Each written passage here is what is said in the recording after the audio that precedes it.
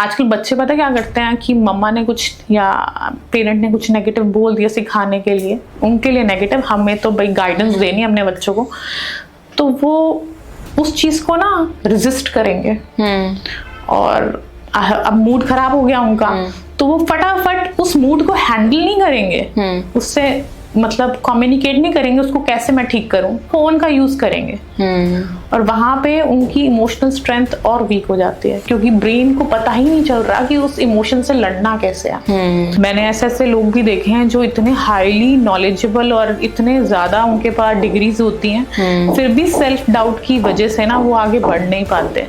कि Gen Z generation के साथ माइंडसेट की प्रॉब्लम, मेंटल प्रॉब्लम्स बहुत ज्यादा हो रही हैं, क्योंकि यहाँ पे उनको अपने इमोशंस को कंट्रोल करना नहीं आ रहा, अपने थॉट पैटर्न्स पे कैसे काम करना है वो कंट्रोल करना नहीं आ रहा।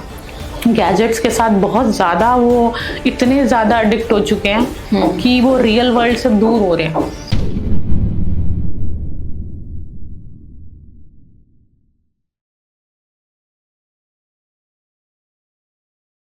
Welcome to TVT podcast. आज हमारे साथ है Sonia Chawla ma'am as a dietitian and a NLP coach.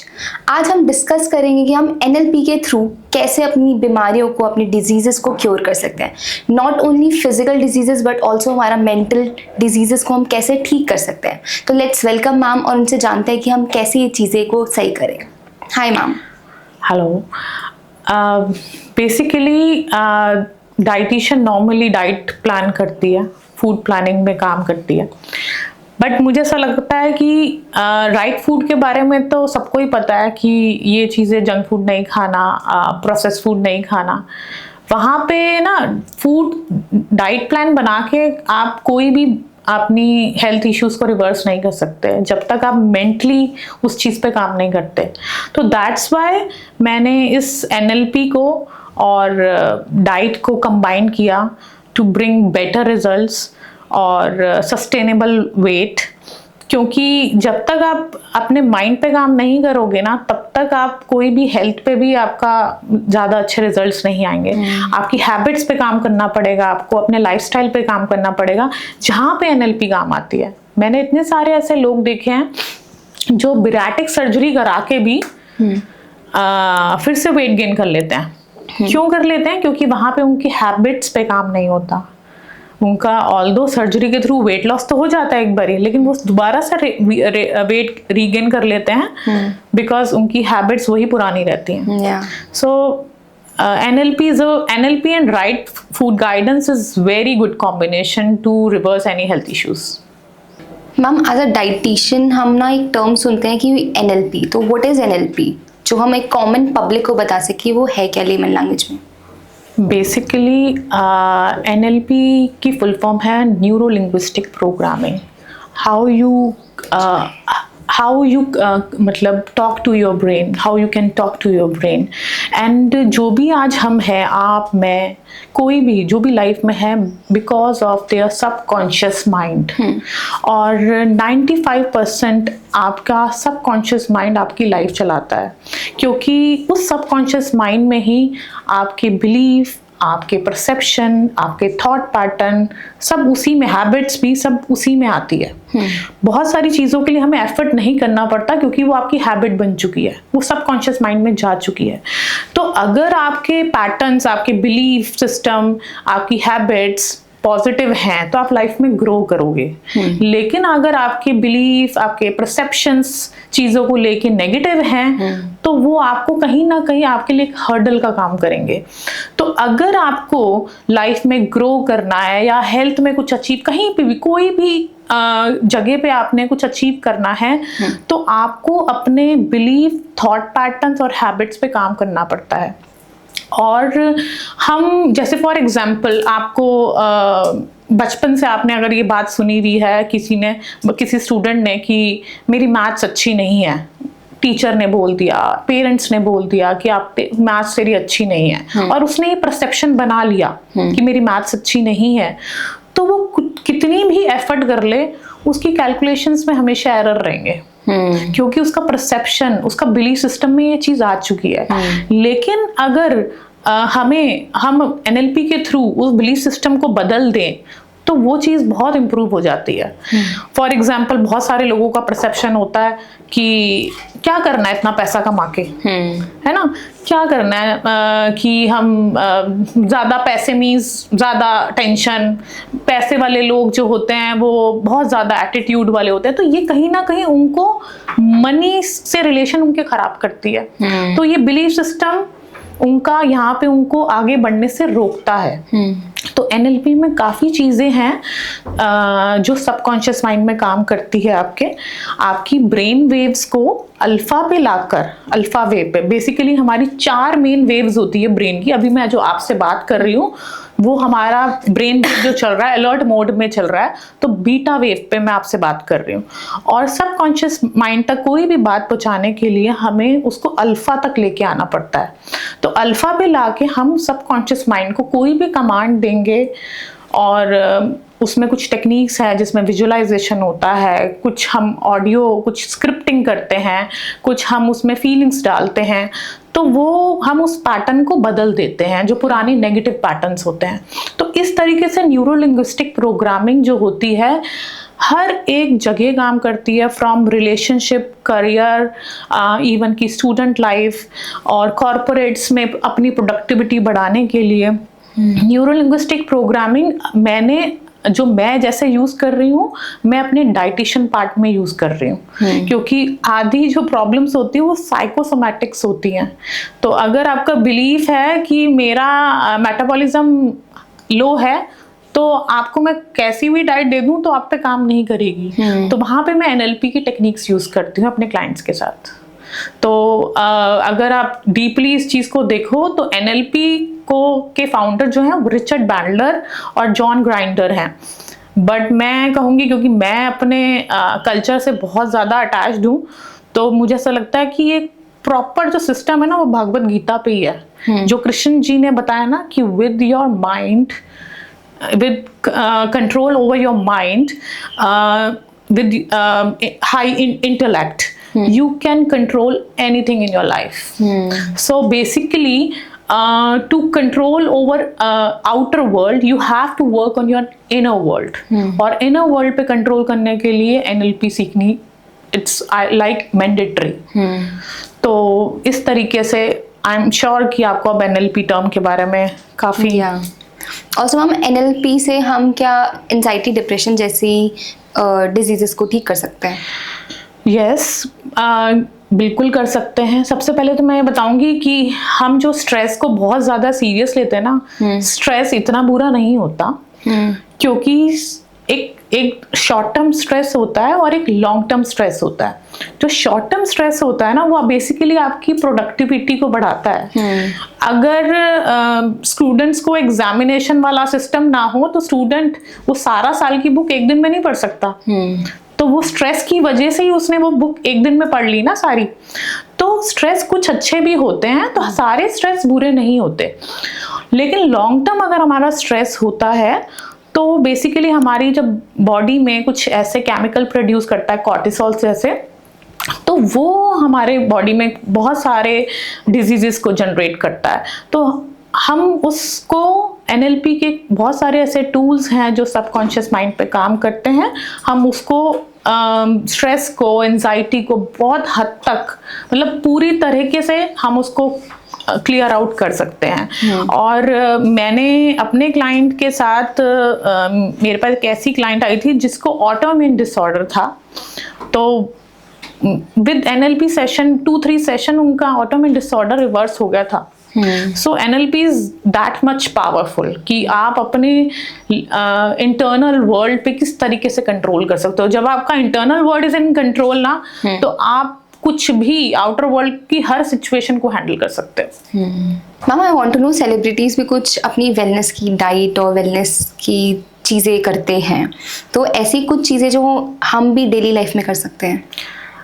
Yes, sure कर सकते हैं। बट अभी तक आपने ना ये सुना होगा कि 80% is your diet and 20% is your physical activity.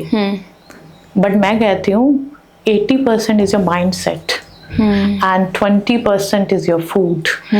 क्योंकि सबको पता है कि क्या चीज़ें गलत हैं और क्या सही हैं, फिर भी लोग जंक फूड खा रहे हैं, प्रोसेस्ड फूड्स खा रहे हैं। तो सेलिब्रिटी के साथ प्लस पॉइंट पता है क्या है? उनका ना जो वाई गोल है फिटनेस को लेके वो बहुत क्लियर है।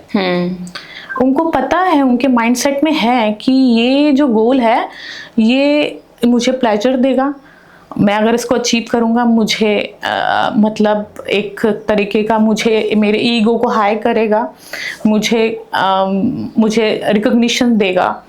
तो वो वाई गोल के साथ ना उनका एक इमोशनल रीजन अटैच्ड है। और जब आपके वाई गोल के साथ इमोशनल रीजन अटैच्ड हो जाता है ना, तो आपका जो वाई गोल बहुत पावरफुल बन जाता है, क्योंकि इमोशनल फोर्स ना सबसे पावरफुल फोर्स होती है और वो आपको उस वाई के लिए काम करने के लिए बहुत ज़्यादा पुश करती है। तो सबसे पहला तो वाई बहुत ज़्यादा क्लियर होना चाहिए आपका अपने गोल्स को अचीव करने के लिए। नंबर 2, उनको पेन और प्लेजर, ये 2 चीज़ें हैं जो हमारी लाइफ को चला रही हैं। हम बहुत जल्दी प्लेजर पे काम करते हैं, प्लेजर हमें अट्रैक्ट करता है। जैसे जंक फूड में ऐसे एडिक्टिव चीज टेस्ट होते हैं जो हमें हमें प्लेजर देते हैं, तो हम बार बार उसको खाना चाहते हैं। तो सेलिब्रिटी के साथ ना उनका पेन और प्लेजर उन्होंने सही तरीके से एसोसिएट कर रखा है। सही तरीके से एसोसिएट का मतलब ये है कि उनके लिए वर्कआउट करना, हेल्दी खाना खाना इज प्लेजर, और उनके लिए वर्कआउट ना करना और जंक फूड खाना इज पेन। तो ये जो बड़ा डिफरेंस है ना, अगर इस चीज के सिस्टम को समझ आ जाए ना, तो हेल्दी होना, फिटनेस को अचीव करना it's not a difficult task. तो यहीं पे हम जो नॉर्मल लोग हैं जिनके वाई गोल नहीं सही होते हैं, जिन्होंने अपने पेन और प्लेजर को एसोसिएट ठीक से नहीं किया हुआ होता, उनके लिए मुश्किल होता है। और रही बात डाइट की, तो डाइट में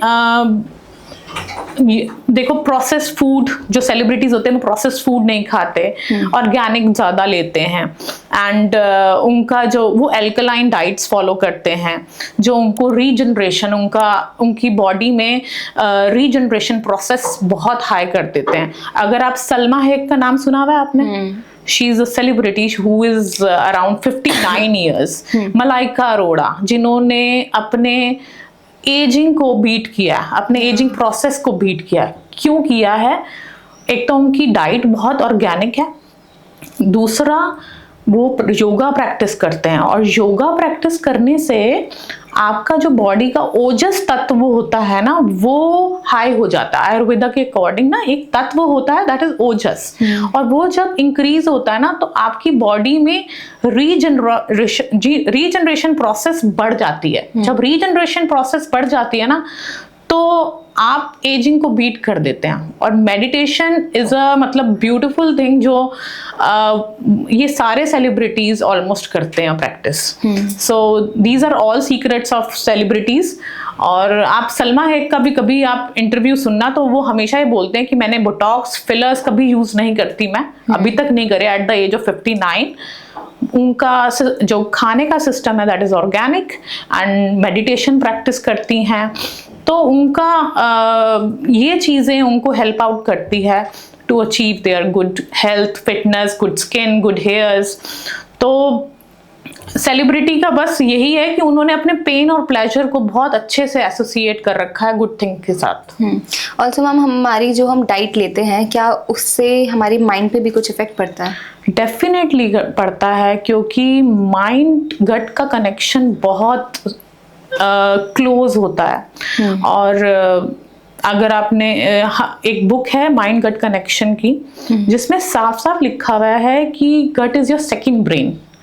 जो भी हम खाना खाते हैं वो हमारे माइंड पे अफेक्ट करता है।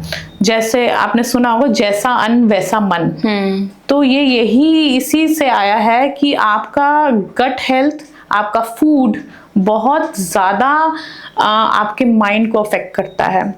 आपको पता है कि आपको ये जान के बहुत हैरानी होगी, जो हमारे गट में जो माइक्रोबाइम्स होते हैं वो 2 kg के अराउंड होते हैं। 2 kg माइक्रोबाइम्स, बैक्टीरिया जो गुड बैक्टीरियाज होते हैं, वो मतलब वो आपकी हेल्थ को डिसाइड करते हैं, आपके इम्यूनिटी सिस्टम को बनाते हैं।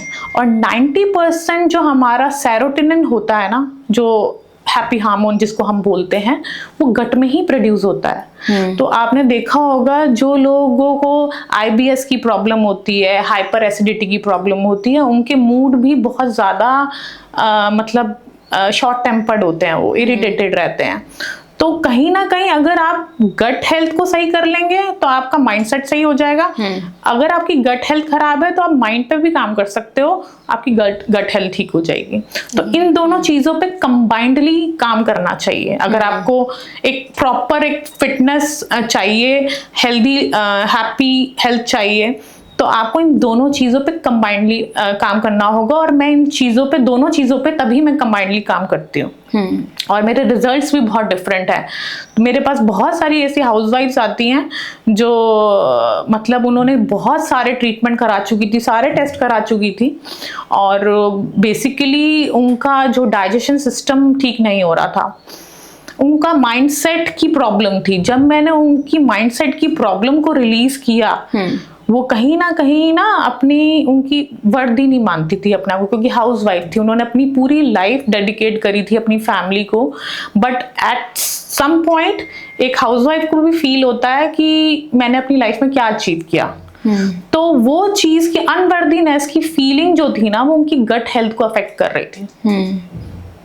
तो जब मैंने उनको सेशन दिए NLP के, तो जब उन्होंने रियलाइजेशन हुई उनको, तो उनका गट हेल्थ भी कंप्लीटली मतलब ओके। और इवन की एक सेलिब्रिटी हैं जो मेरे पास आई थी, उनको भी सेम प्रॉब्लम थी, उनको भी गट हेल्थ के इशू थे, और विद द राइट माइंडसेट और NLP सेशन वो गट हेल्थ भी ठीक हो गया। सो फूड एंड माइंडसेट ये बहुत इंटर रिलेटेड होते हैं। मैम, हमारा क्या मॉर्निंग रूटीन होना चाहिए कि हमारी लाइफस्टाइल जो है अच्छी बनी रहे और विद अ प्रॉपर डाइट? सबसे पहले तो मैं कहूँगी कि जो मॉर्निंग रूटीन होता है ना, वो आपका ना कहीं आपके प्रोडक्टिविटी डिसाइड करता है कि आप सारा दिन में आपका मूड, आपके काम का जो पेस होता है वो कैसा रहेगा। तो आपका morning routine should be planned कि आपने उस दिन में क्या करना, आपकी क्या इंटेंशन है उस दिन की। वो प्लानिंग बहुत ज़रूरी है। उस प्लानिंग के बिना ना आपका फोकस नहीं हो पाएगा कि आपने करना क्या है। तो planning is most important.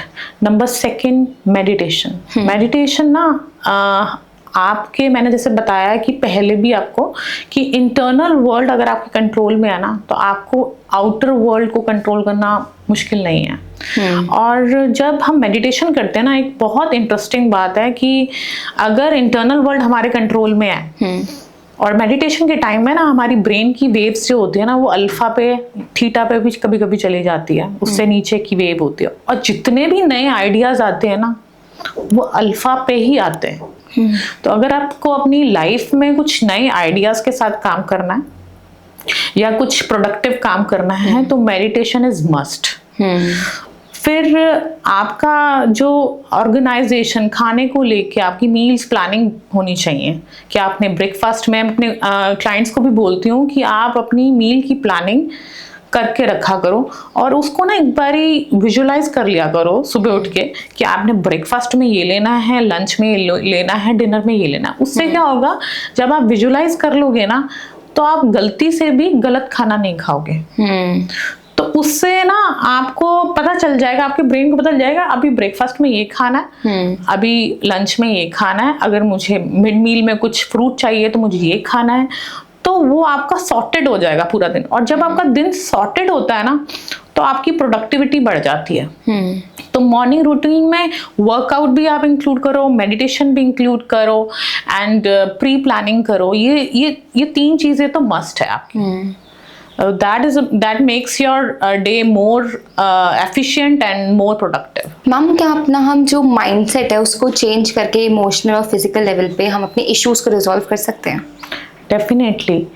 Mindset को सबसे पहले हम कंट्रोल, अगर हम इमोशनल फोर्स, मैंने आपको बताया कि बहुत ज़्यादा ना स्ट्रांग होती है, सबसे पावरफुल फोर्स है।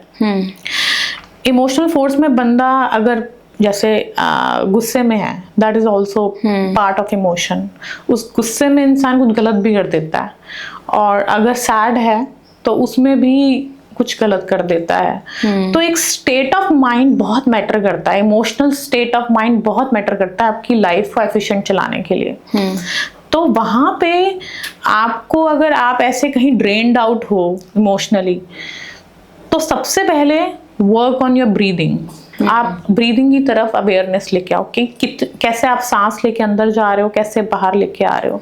डीप ब्रीदिंग, तो डीप ब्रीदिंग जो है ना, वो आपकी अवेयरनेस को और आपके स्टेट ऑफ माइंड को काम कर देगी।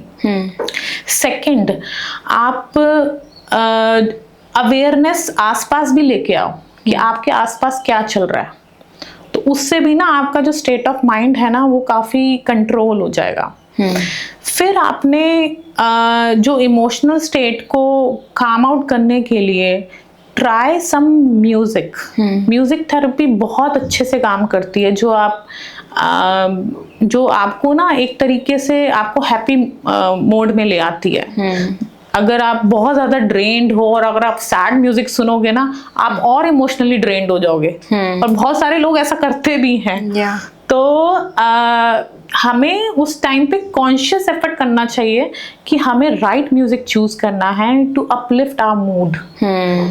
तो हम यहाँ पे गलती करते हैं कि सैड मूड है तो सैड गाना सुनते हैं। कभी कभी अच्छा लगता है गजल सुनना, लेकिन हमेशा अगर आप सुनते हो ना, तो आपकी हैबिट में आ जाता है इमोशनली सैड होना। तो वहां पे म्यूजिक थेरेपी बहुत अच्छे से काम करती है। और ब्रीदिंग हो गया हमारा सबसे पहले, हमारा अवेयरनेस हो गई आसपास, और थर्ड नंबर पे हमारा म्यूजिक हो गया। Fourth is physiology. हम जब भी इमोशनली ड्रेन्ड होते हैं ना, हमारी फिजियोलॉजी ना, हमारे कंधे नीचे हो जाएंगे, हमारा नेक नीचे हो जाएगा। तो हमारे ना फिजियोलॉजी है ना, वो हमारे ब्रेन को एक तरीके का ना सिग्नल देती है कि ये बैड मूड में है। तो हमारा इमोशन और स्ट्रांग हो जाता है, नेगेटिव इमोशन। तो अगर हम फिजियोलॉजी अपनी सीधी कर लें, सीधे कंधे कर लें, अपने नेक हाई कर लें, वहीं पे हमारा मूड चेंज होना शुरू हो जाएगा। ट्राई कभी करना, क्योंकि ये मैं ना स्टूडेंट्स को जब ट्रेन करती हूँ ना, तो मैं हमेशा उनको ये बोलती हूँ कि जब एग्जामिनेशन में उनको कोई क्वेश्चन नहीं आता, तो वहां पे वो डर के मारे उनका कंधा नीचे, सिर नीचे, और वहीं पे और जो क्वेश्चन आते हैं वो भी गलत कर देते हैं। तो जैसे ही अगर वो अपनी फिजियोलॉजी को चेंज कर लेना, तो yes I can do this, तो वहां पे अगर अपने आप को अफर्म करें कि यस आई कैन, तो वो आपका इमोशनल स्टेट बिल्कुल बदल देगा। तो फिजियोलॉजी भी बहुत मैटर करती है। तो इस तरीके से आप अपने इमोशनली एकदम से क्विक वे में अपने इमोशन को कंट्रोल कर सकते हैं। ऑल्सो हम अभी के टाइम में इमोशंस बहुत जल्दी जल्दी चेंज होते हैं। अगर हम काम पे भी जा रहे हैं तो 1 मिनट हम बहुत गुस्से में आ जाएंगे, 1 मिनट बहुत रिलैक्स रहेंगे। पता है, तो बहुत अनस्टेबल इमोशंस हैं, उसको हम कैसे कंट्रोल में लाएं? पता है क्या, मैं ना स्टूडेंट्स को भी ट्रेनिंग देती हूँ। मैंने कॉलेजेस और स्कूल्स में भी ट्रेनिंग दी है बच्चों को। आजकल की जो जेनजी जनरेशन है ना, उनके साथ एक बहुत बड़ा चैलेंज चल रहा है, दैट इज इमोशन को हैंडल करना नहीं आता उनको। फोन के फीचर्स पता है, लेकिन अपनी बॉडी का फीचर नहीं पता। और इमोशन, क्योंकि ना वो अपने माइंड को बहुत ज्यादा स्टिमुलेट कर रहे हैं फोन से, गैजेट से, और वो स्टिमुलेशन है ना, क्या हो रहा है कि वो इमोशंस को हैंडल नहीं कर पा रहे। क्योंकि जो स्टिमुलेशन मोड होता है ना, वो ब्रेन वेव का बहुत हायर मोड होता है। और हायर मोड में ना आप फोकस कम हो जाता है उस टाइम पे। तो जब वो अपना कुछ पढ़ने लगते हैं और या कुछ कुछ कैलकुलेशंस करते हैं, तो वो फोकस नहीं कर पाते, क्योंकि ब्रेन वेव एकदम से ना नीचे चाहिए अलर्ट मोड में आने के लिए। वो स्टिमुलेट, माइंड को बोरिंग लगता है वो काम, तो वो इसलिए वो कहते हैं कि चलो 10 मिनट और देख लेते हैं फोन, फिर पढ़ लेंगे।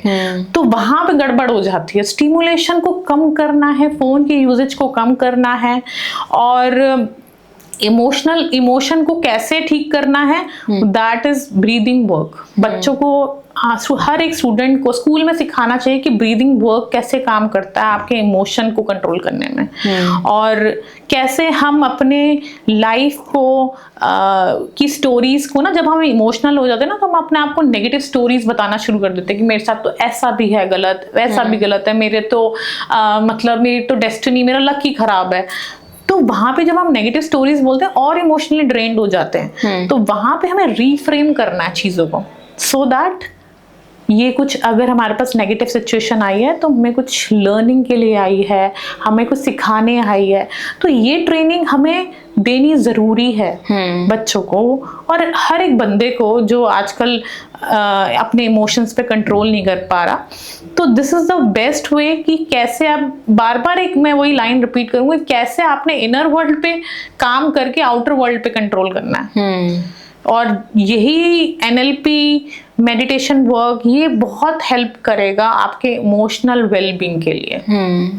तो मतलब स्कूल्स में, कॉलेजेस में हमारी जेनजी जनरेशन जो शॉर्ट टेम्पर्ड हो रही है, वो यही चीज सीखकर अपनी चीजों को कंट्रोल कर सकती है। अगर आपने देखो ना, आजकल जैसे मैं भी एक टीनेजर की मम्मा हूँ, और आजकल बच्चे पता क्या करते हैं कि मम्मा ने कुछ या पेरेंट ने कुछ नेगेटिव बोल दिया सिखाने के लिए, उनके लिए नेगेटिव, हमें तो भाई गाइडेंस देनी है अपने बच्चों को, तो वो उस चीज को ना रेजिस्ट करेंगे। और अब मूड खराब हो गया उनका, तो वो फटाफट उस मूड को हैंडल नहीं करेंगे, उससे मतलब कम्युनिकेट नहीं करेंगे, उसको कैसे मैं ठीक करूं, फोन का यूज करेंगे। और वहां पे उनकी इमोशनल स्ट्रेंथ और वीक हो जाती है, क्योंकि ब्रेन को पता ही नहीं चल रहा कि उस इमोशन से लड़ना कैसे है। तो यहाँ पे भी गड़बड़ हो रही है। तभी जेनजी जनरेशन, WHO ने प्रूव कर दिया है, अभी एक रीसेंट न्यूज में ही आया था कि जेनजी जनरेशन के साथ माइंडसेट की प्रॉब्लम, मेंटल प्रॉब्लम्स बहुत ज्यादा हो रही हैं। क्योंकि यहाँ पे उनको अपने इमोशंस को कंट्रोल करना नहीं आ रहा, अपने थॉट पैटर्न्स पे कैसे काम करना है वो कंट्रोल करना नहीं आ रहा, गैजेट्स के साथ बहुत ज़्यादा वो इतने ज़्यादा एडिक्ट हो चुके हैं कि वो रियल वर्ल्ड से दूर हो रहे हैं। तो यहाँ पे हमें ये ट्रेनिंग स्कूल और कॉलेजेस में ज़रूर देनी चाहिए, सो दैट हम अब फ्यूचर जनरेशन को सेव कर पाएँ। ऑल्सो मैम, आजकल लोग अपने आप को सेल्फ डाउट बहुत करने लगे हैं, तो हम सेल्फ हीलिंग और सेल्फ लव के पाथ पे कैसे जा सकते हैं? Self love is a beautiful thing कि, और जो लोग आजकल भूल रहे हैं कंपैरिजन के चक्कर में। मैंने ऐसे लोग भी देखे हैं जो इतने हाईली नॉलेजेबल और इतने ज्यादा उनके पास डिग्रीज होती हैं, फिर भी सेल्फ डाउट की वजह से ना वो आगे बढ़ नहीं पाते। और कोई ऐसे लोग भी होते हैं जो कुछ खास उनके पास मतलब अचीवमेंट्स नहीं होती, फिर भी उनका जो कॉन्फिडेंस लेवल होता है ना वो हाई होता है, और वो बहुत कुछ बड़ा बड़ा अचीव कर लेते हैं। सो डिग्री से ज्यादा ना ये सेल्फ कॉन्फिडेंस पे काम करना बहुत जरूरी है। तो हमें सेल्फ कॉन्फिडेंस पे काम करने के लिए ना अपने से ना कुछ सेल्फ क्वेश्चन करने चाहिए कि मेरे अंदर गुड पॉइंट्स क्या हैं, और मैं इसको आगे लेके कैसे आगे बढ़ सकता हूँ, कैसे अपनी लाइफ में। हम क्वेश्चन करने का भी ना अपने आप से एक तरीका होता है। एक तो हम क्वेश्चन कुछ ऐसे करते हैं कि हम ब्लेम फ्रेम की जोन में चले जाते हैं, अपने आप को ब्लेम करने लग जाते हैं, सारी जो प्रॉब्लम्स हैं ये मेरी वजह से ही हैं। और एक होता है तरीका कि हम एक क्वेश्चन ऐसे करते हैं जिससे हमें प्रोडक्टिव आंसर्स मिलते हैं। तो ये बहुत मैटर करता है कि आप किस तरीके से अपने आप से क्वेश्चन करते हो। तो जैसे फॉर एग्जाम्पल, अगर लाइफ में किसी ने बहुत फेलियर्स देखे हैं, तो या तो वो अपने आप से ये क्वेश्चन कर सकता है कि यार मैं तो फेल्ड हूँ, मैं लाइफ में कुछ नहीं अचीव कर पाया, मैं कुछ कर भी नहीं सकता। और एक तरीका ये है कि मैं ऐसा अब क्या करूँ कि मैं लाइफ में, मैंने पीछे क्या गलतियां करी कि जो मैं लाइफ में अचीव नहीं कर पाया, तो मैं किस तरीके से उसको ठीक कर सकता हूँ और लाइफ में गोल्स अचीव कर सकता हूँ। तो इस तरीके से अगर आप क्वेश्चन करेंगे ना, तो आपको प्रोडक्टिव आंसर ही मिलेंगे। जैसा आप क्वेश्चन करोगे, आपका ब्रेन, आपका माइंड वैसा ही आपको आंसर देगा। तो ये तो how to ask question to yourself, ये एक टेक्निक आपको आनी चाहिए और हर बंदे को आना चाहिए, क्योंकि डिप्रेशन में जाने का रीजन ही यही होता है कि वो गलत तरीके से अपने आप से क्वेश्चन करते हैं। नंबर 1 तो यही एक तरीका हो गया कि how to ask question to yourself. Number 2 is RAS factor of your mind. बहुत बारी अगर मैं आपको बोलूं इस रूम में ग्रीन चीज क्या है, तो आप ग्रीन पे ही फोकस करोगे। RAS फैक्टर की जो हमारा ब्रेन का एक नेटवर्क सिस्टम है, reticular activating system. For example you want to buy a new car, आपने टोयोटा की कार बाय करनी है और आपने मॉडल डिसाइड कर लिया कि हाँ ये मॉडल की करनी है, तो आपको ना वो रोड पे वही गाड़ी दिखेगी। ऑल्दो वो पहले भी थी, लेकिन आपका फोकस अब जा रहा है। क्यों? Because of your RAS system, आपने उसको एक्टिवेट कर दिया। आपने रेड ड्रेस बाय करनी है तो आपको हर जगह रेड ड्रेस ही दिखेगी। तो ये बहुत जरूरी है कि उस RAS सिस्टम को किस तरीके से आपने एक्टिवेट करना है। आप इसको नेगेटिव वे में भी एक्टिवेट कर सकते हैं, तो आप नेगेटिव चीज़ों को अट्रैक्ट करोगे। अगर आप पॉजिटिव वे में आप इसको उसके अंदर चीज़ें डालोगे, सर्च इंजन, ये एक तरीके गूगल सर्च इंजन है आपके माइंड का ना, आप जो भी चीज़ डालोगे वो वैसी चीज़ें दिखाएगा आपको। एंड इट्स RAS सिस्टम इतना ब्रेन का इतना ब्यूटीफुल सिस्टम है, जो जितने भी सक्सेसफुल लोग हैं ना, उनका RAS सिस्टम हमेशा पॉजिटिव रहा है। उन्होंने फेलियर्स में भी कुछ लर्निंग देखी है, फेलियर्स को सिर्फ फेलियर नहीं समझा।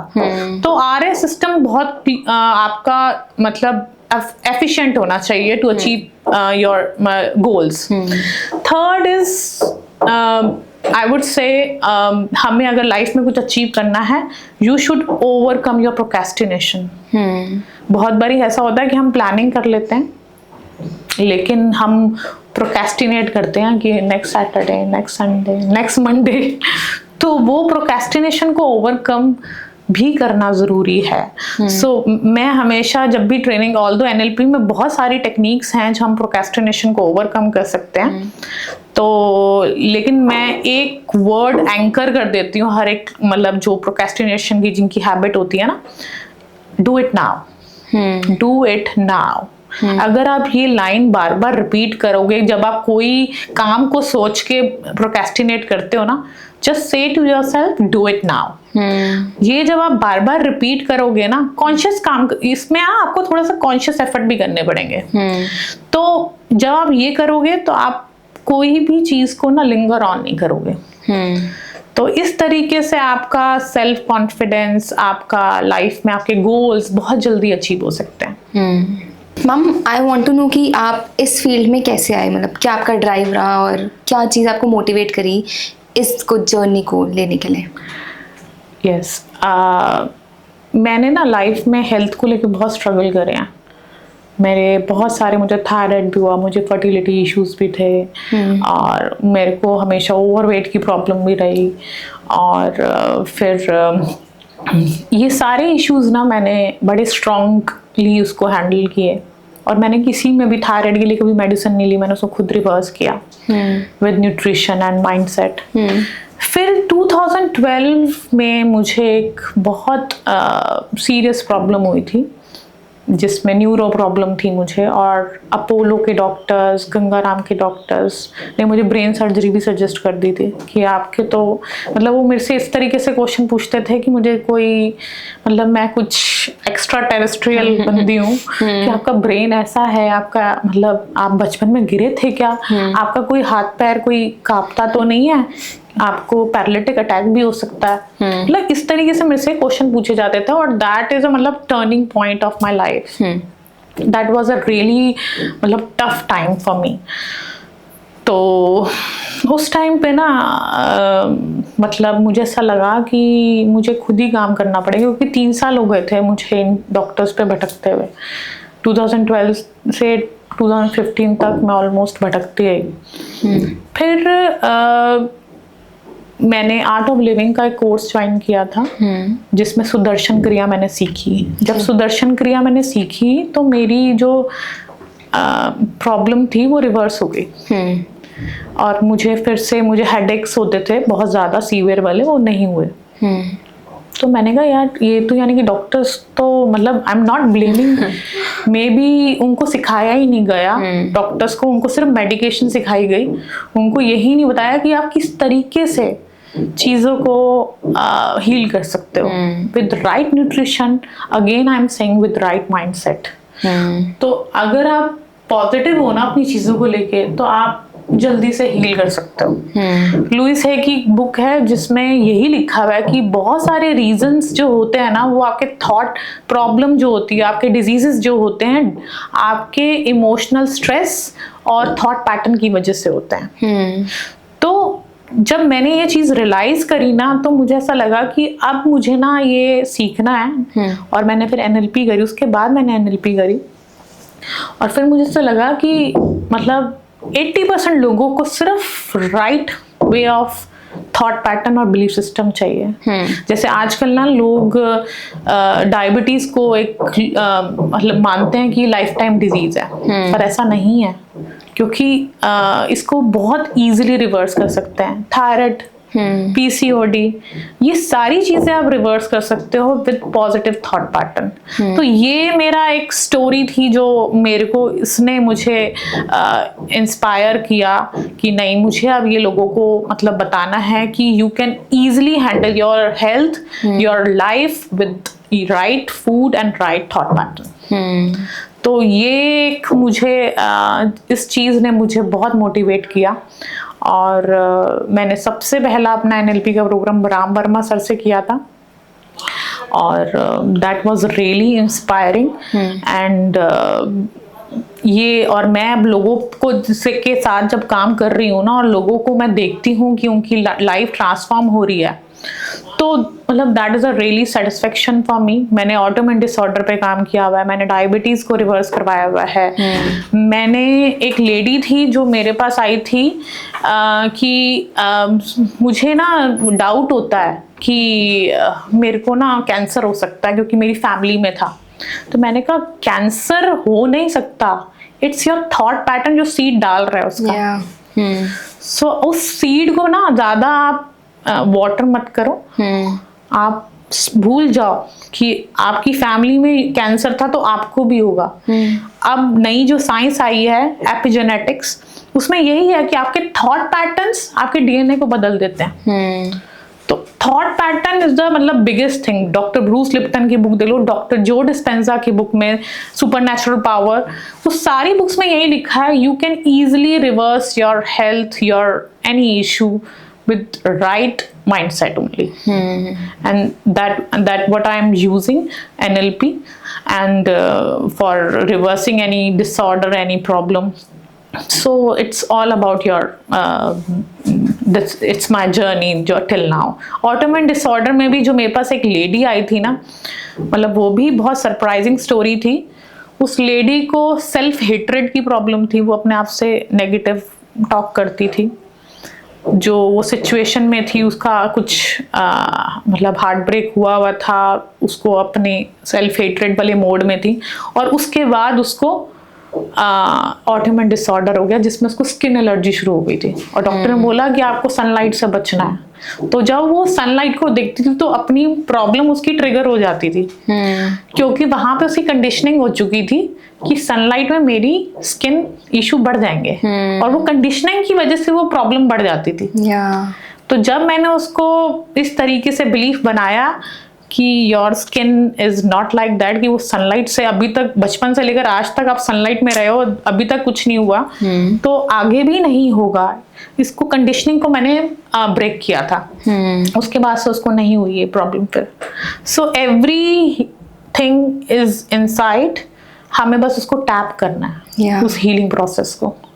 हमारी बॉडी बहुत मैजिकल है, अगर हमने सोच लिया, हमारी सोच से वो डिटोरेट भी हो सकती है और हमारी सोच से वो रीजनरेट भी हो सकती है। सो वो बहुत मैटर करता है। I hope you like the content, and if you have any query regarding this, so you can contact me on the details given on the screen.